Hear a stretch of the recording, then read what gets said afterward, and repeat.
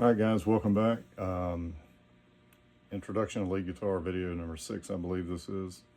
It's been a minute since I've been in here and had a lot going on in life, and things have settled back down now. So anyway, I wanted to do another small guitar riff that I think will kind of help get you to that next level. You know, like I said, we're building a bag of riffs here. You know, you want to have and I'll say this every video, you know, playing lead guitar, it's a collection of all these different riffs that you've learned, right? So all the great guitar players, all the bad guitar players, I mean, they all have a bag of riffs that they've developed over time. And playing a guitar solo is basically you're playing within a framework, and you're using those riffs, you know, within a certain chord progression, and you throw in some little nuances and techniques, and that's how you become a lead guitar player. So, like I said, playing lead is a lot like a human voice. So you try to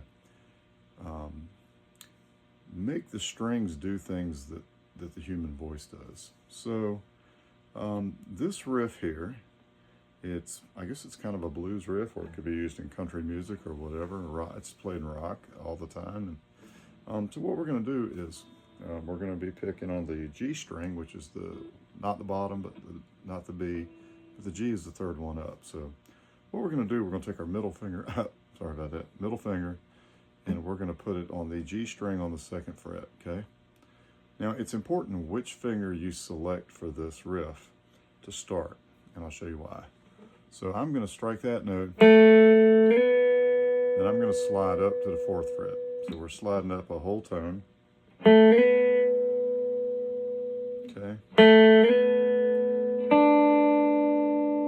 You see what I did there? I took my pointer finger and I went down to the B string just below the G. Like that. So I only picked 2 of the 3 notes. The 2nd note, we slid up to it. And then we're going to be on the 3rd fret on the B string.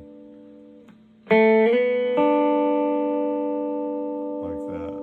Okay, can you see that? Now I'm going to do that kind of in reverse.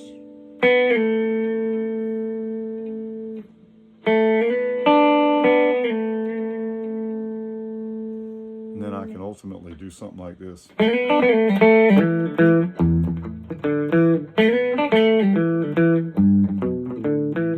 know, and I can add to it. So, you know, the goal is just little bite-sized pieces, right?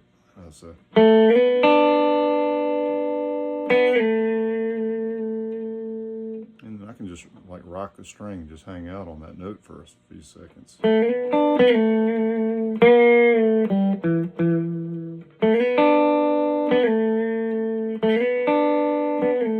And just do that, practice that alone. What you're going to do, you're going to dig some calluses into your fingertips, which is good. That's what you want. You got to toughen up, right? All right. This isn't for babies. Playing guitar is for real men and women here, right? So you can add to that. So notice the pick strokes. They're either down strokes or they're up strokes too. So I'm picking down on the first one, and then I may pick up down on the next one. Then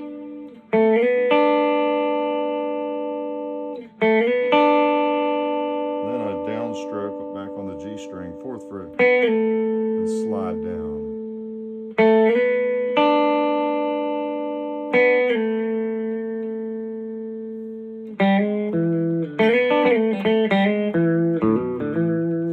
So I can do something like that. You know, you can add things to those riffs, and even the other riffs that I've shown you, you can start to add to those as well. You can go different places.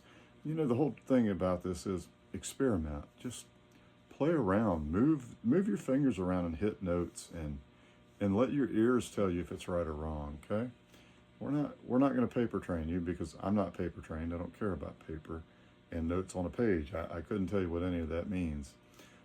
We are going to dig into a little bit of music theory though, And what theory ultimately is, it's the mechanics behind music. And I think it's extremely important to learn some theory, especially if you're playing in a band and somebody says, well, I don't like that key you're playing that in. I want to play it in a different key. If you don't know the theory, you can't do that.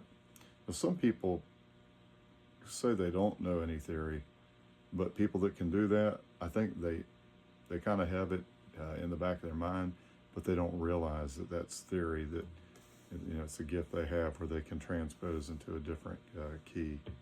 So anyway, so work on this.